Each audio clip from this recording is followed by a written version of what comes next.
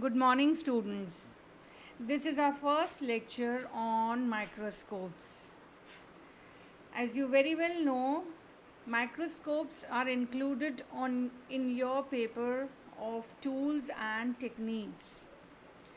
The tools and technique paper consists of several types of tools and various techniques that we used in biological systems.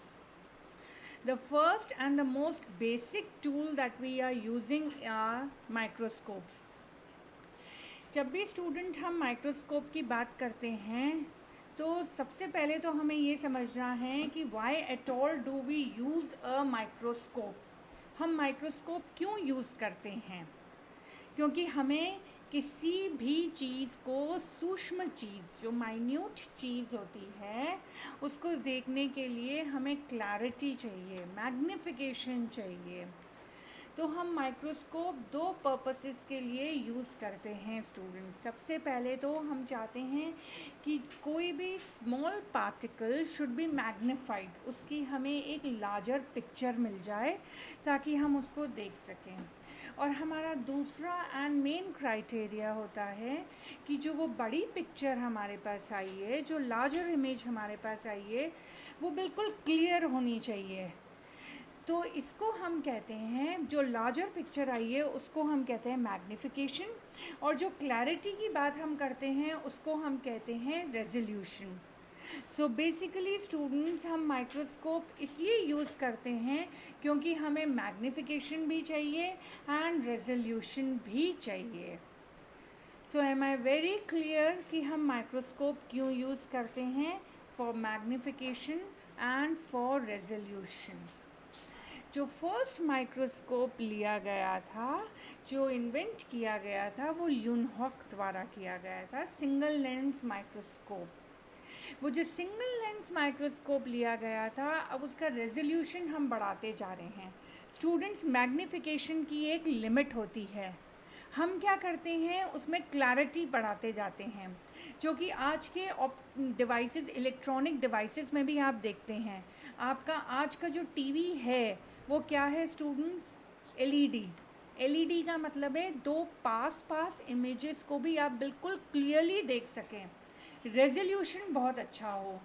तो basically हमें ये याद रखना है कि आजकल के जो माइक्रोस्कोप्स होते हैं, मैग्निफिकेशन तो हमारे पास एक लिमिट है, वो हमने अचीव कर ली, मगर हम क्या करते हैं आज के माइक्रोस्कोप्स में, रेजोल्यूशंस को अच्छा करते जाते हैं ताकि दो बहुत पास पास इमेजेस भी हमको, दो पास पास पॉइंट्स भी हमको अलग अलग दिखाई दें. This is known as resolution. और रेजोल्यूशन लाने के लिए हम क्या करते हैं, सिंगल लेंस की जगह हमने मल्टी लेंस कॉम्बिनेशंस लिए हैं. फर्दर हमारे पास, अगर हम माइक्रोस्कोप्स की बात करते हैं स्टूडेंट्स, तो हमें ये समझना है, अभी मैंने आपको क्या समझाया कि किसी भी माइक्रोस्कोप की दो कैरेक्टरिस्टिक फीचर्स होते हैं, मैग्निफिकेशन एंड रेजोल्यूशन. अगर हम टाइप्स ऑफ माइक्रोस्कोप्स की बात करें स्टूडेंट्स, तो बेसिकली हमारे पास सिर्फ दो टाइप ऑफ माइक्रोस्कोप्स होते हैं. First is the optical microscope या लाइट माइक्रोस्कोप. जो ऑप्टिकल या लाइट माइक्रोस्कोप होता है, वो लाइट एनर्जी को यूज़ करता है किसी भी ऑब्जेक्ट को मैग्नीफाई और रिजॉल्व करने के लिए. जो सेकंड टाइप ऑफ माइक्रोस्कोप होता है उसको हम इलेक्ट्रॉन माइक्रोस्कोप कहते हैं, जिसमें मैग्निफिकेशन हमें लाख टाइम्स तक बढ़ जाता है. जहाँ हमारे पास ऑप्टिकल माइक्रोस्कोप में 1000 टाइम्स तक मैग्निफिकेशन होता है, और इलेक्ट्रॉन माइक्रोस्कोप्स में वही मैग्निफिकेशन लाख टाइम्स तक हो जाता है. और इलेक्ट्रॉन माइक्रोस्कोप्स में स्टूडेंट्स हम रेज ऑफ इलेक्ट्रॉन्स यूज़ करते हैं to magnify and resolve any object. यहाँ ऑब्जेक्ट का मतलब होता है सेल या फिर सब cellular components.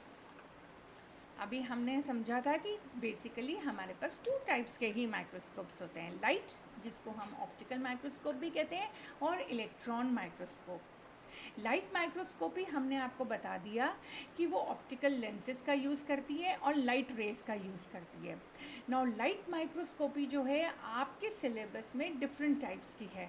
For example polarising, diffraction microscopy, dark field, bright field, phase contrast, fluorescence, confocal, ये सब लाइट माइक्रोस्कोपी के ही टाइप्स हैं।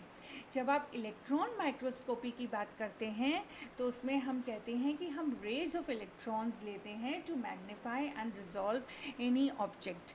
और इलेक्ट्रॉन माइक्रोस्कोप सिर्फ दो टाइप का होता है, transmission electron microscopy TEM and scanning electron microscopy SEM। तो बेसिकली स्टूडेंट्स, हमने कहा कि माइक्रोस्कोप दो टाइप के हैं।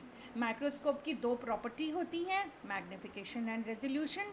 माइक्रोस्कोप दो टाइप का होता है, लाइट या optical microscopy and electron microscopy.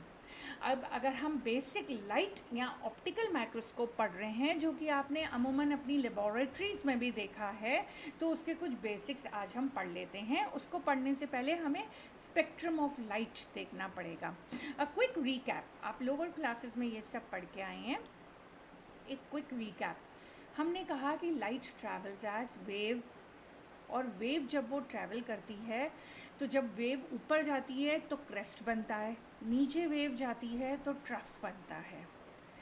ये जो एम्पलीट्यूड है क्रेस्ट एंड ट्रफ का, मतलब कितना ऊपर गया और कितना नीचे गया, एम्पलीट्यूड है, इसको कहते हैं हम एम्पलीट्यूड।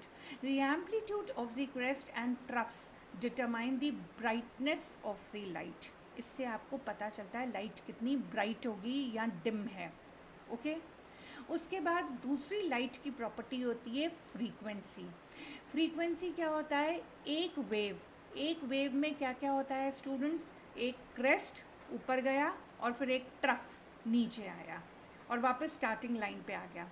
तो नंबर ऑफ टाइम कंप्लीट जो एक क्रेस्ट और एक ट्रफ उसने कंप्लीट किया, एक यूनिट टाइम में उसने कितने क्रेस्ट और कितने ट्रफ, एक क्रेस्ट और एक ट्रफ का एक वेव बना, तो एक यूनिट टाइम में उसने ऐसे कितने वेव्स बनाए, उसको कहते हैं फ्रीक्वेंसी। ओके स्टूडेंट्स, और तीसरी इम्पॉर्टेंट प्रॉपर्टी जो लाइट की होती है वो होती है वेवलेंथ। लैम्डा से शो करते हैं। वेवलेंथ क्या होती है? दो कंजिक्यूटिव, दो एक के पीछे एक जो क्रेस्ट होते हैं उनका डिस्टेंस जो होता है उसको वेवलेंथ कहते हैं। अब जब भी हम लाइट माइक्रोस्कोप यूज़ करते हैं तो लाइट की जो वेवलेंथ हम यूज़ करते हैं, विजिबल स्पेक्ट्रम की लाइट हम यूज़ करते हैं, उसकी वेवलेंथ होती है 400 to 700 nanometre, visible spectrum. Visible के बाद आता है अल्ट्रा वायलेट रीजन, उसकी वेवलेंथ होती है 100 to 385 नैनोमीटर।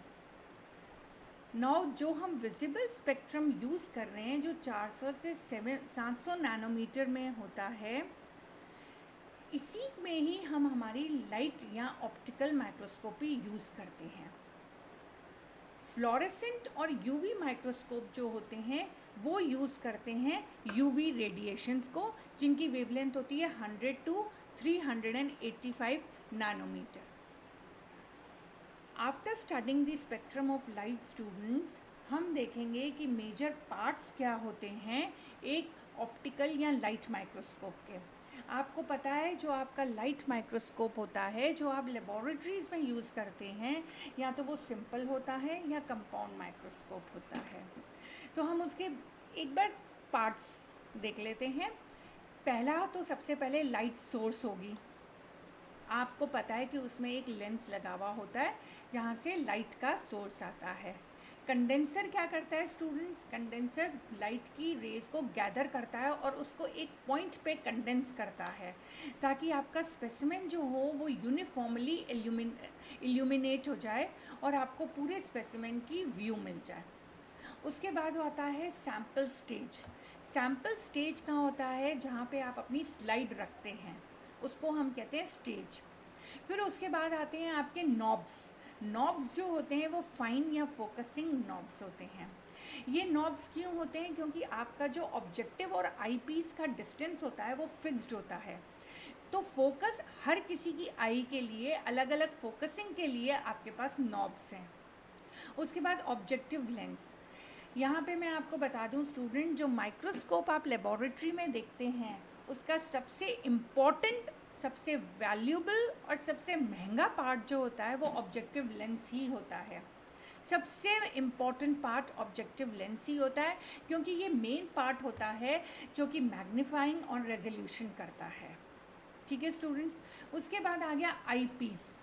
आई पीस जो होता है जहाँ आप अपनी आँख रख के ऑब्जेक्ट को व्यू करते हैं। आई पीस फर्दर मैग्नीफिकेशन करता है वर्चुअल इमेज का, मगर ये एक लिमिटेड मैग्नीफिकेशन ही कर सकता है। आपको पता है आपकी आँख का मैग्नीफिकेशन जो होता है वो लिमिटेड होता है। और लास्ट पार्ट है बीम स्प्लिटर एंड कैमरा। ये आपको परमानेंट रिकॉर्ड दे देते हैं।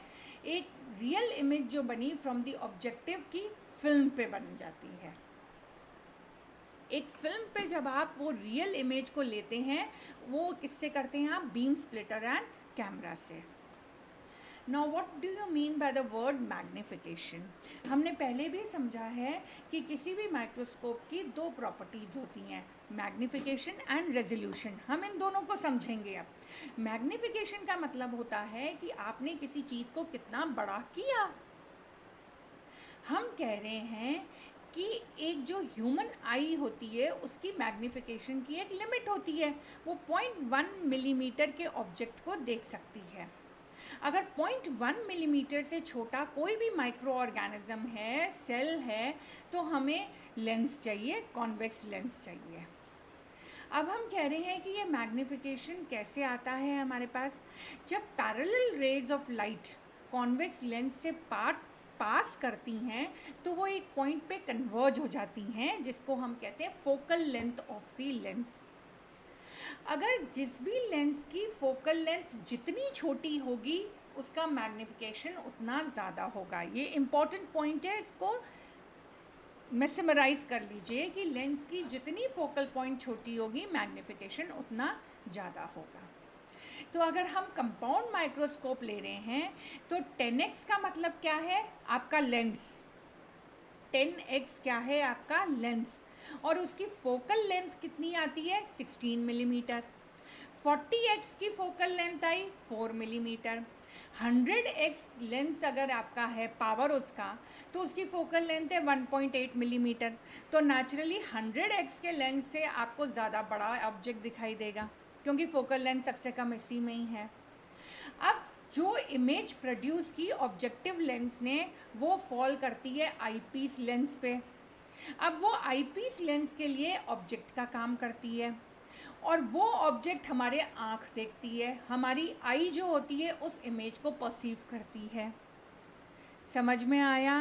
तो सबसे पहले ऑब्जेक्टिव लेंस काम करेगा, वो उसको मैग्नीफाई करेगा। फिर आई लेंस जो होगा, जो आई पीस होगा, वो उसको लेगा और वो आई पीस लेंस के ज़रिए आपकी आई उसको देखेगी। तो जो ओवरऑल मैग्नीफिकेशन हुआ वो किसका प्रोडक्ट हुआ स्टूडेंट्स? दोनों लेंसेस का। पहला लेंस ऑब्जेक्टिव, दूसरा लेंस आईपीस लेंस। और दूसरा क्या हुआ? Distance over which the image is projected. तो मैग्नीफिकेशन को हम m से शो करते हैं, और d magnification is equal to d। What is d here students? जो आपकी लेंथ है माइक्रोस्कोप में, जो लेंथ है ऑब्जेक्टिव आईपीस इनके बीच की, जो कि 250 मिलीमीटर होती है। m1 और m2 क्या है? ऑब्जेक्टिव लेंस ने जो मैग्नीफिकेशन किया, और m2 है आईपीस लेंस ने जो मैग्नीफिकेशन किया, divided by 250 millimetre. What is 250 millimetre student? Minimum distance of distinct vision for a 20 by 20 eyes. ये मैग्नीफिकेशन का फॉर्मूला है। अब आता है रेजोल्यूशन। हमने पहले ही समझ लिया कि रेजोल्यूशन का मतलब क्या होता है। किन्हीं भी दो पास पॉइंट्स को आप क्लियरली देख सकें कि ये दो अलग अलग पॉइंट्स हैं। So the limit of resolution is the closest distance between 2 points at which the points still can be distinguished as separate entities. एक माइक्रोस्कोप में मेन बात ये होती है कि आपको मैग्नीफिकेशन के साथ साथ रेजोल्यूशन भी मिले, आप विजुअलाइज कर सकें कि स्मॉल ऑर्गेनिजम्स को क्लियरली आप देख सकें, बिल्कुल क्लियर कट अगर आप देख सकें तो that is known as resolution. Resolution को हम R से डिनोट करते हैं, और इसका जो फॉर्मूला होता है that is R is equal to 0.061 lambda divided by Na। Now what is lambda हमने पहले ही बताया, वेवलेंथ। अभी मैंने आपको समझाया था कि वेवलेंथ क्या होती है। Na क्या है? Numerical aperture. न्यूमेरिकल अपर्चर का क्या मतलब होता है स्टूडेंट्स? पहले तो ये समझिए कि ऑब्जेक्टिव लेंस ने कितनी लाइट गैदर की उसको हम न्यूमेरिकल अपर्चर कहते हैं, which is equal to n sine alpha. n क्या है? मीडियम का रिफ्रैक्शन। लेंस है तो रिफ्रैक्शन हो रहा है उसमें, तो n है index of refraction of medium जो कि फिक्स है। साइन एल्फा क्या है? लेंस का एंगल। और लेम्डा क्या होती है? Wavelength of illumination. 0.061 जो है ज्योमेट्रिकल टर्म है which is based on again your I, perfect I के ऊपर बेस्ड है। ये स्टूडेंट हमने देखा है कि जो ऑब्जेक्टिव लेंस हमारा मेन होता है उसका हम मैग्निफिकेशन न्यूमेरिकल अपर्चर देख रहे हैं कि जो 10x होता है, फिगर ए जो है वो 10x है, 40x 100x ऑयल इमर्स्ड है। देखिए अगर मीडियम अलग अलग होंगे, नॉर्मली जो आप लेंस यूज़ करते हैं लेबॉरेटरी में वो वाटर इमर्स्ड लेंस होते हैं। अगर आप ऑयल इमर्स्ड लेंसेज लेंगे तो उसका रेजोल्यूशन और बढ़ जाएगा, क्योंकि न्यूमेरिकल अपर्चर में मीडियम का रिफ्रैक्टिव इंडेक्स भी आ रहा है। अगर आप ऑयल लेते हैं तो रिफ्रैक्टिव इंडेक्स और कम हो जाता है, तो और आपको रेजोल्यूशन क्लैरिटी मिलती है, क्योंकि न्यूमेरिकल अपर्चर डिपेंड करता है मीडियम पे, रिफ्रैक्शन मीडियम में कितना हो रहा है।